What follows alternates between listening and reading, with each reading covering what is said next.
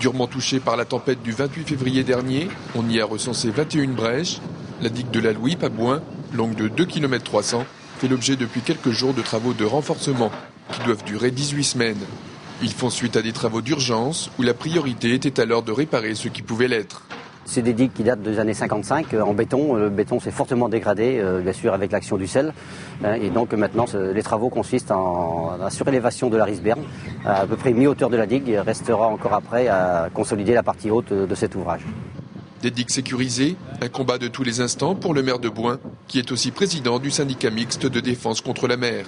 La lutte est permanente. On sait qu'en matière de défense contre la mer, seule la prévention est efficace. Et on s'aperçoit toujours après coup que certains travaux auraient pu être engagés plus tôt et auraient évité des gros désagréments et voire des risques, des enjeux humains également.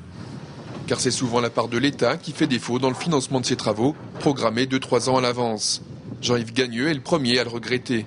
Mais depuis l'annonce du plan digue, les choses semblent enfin avancer dans le bon sens.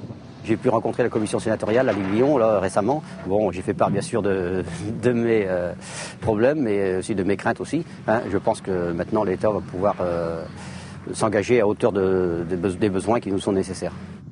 Avec la Louipe, la Parisienne est l'autre digue qui fait l'objet de toutes les attentions ces temps-ci à Bouin. Elle aussi a fortement souffert de la tempête Xynthia. Des travaux de première urgence ont déjà été effectués, mais là encore, une consolidation s'impose avant l'hiver prochain.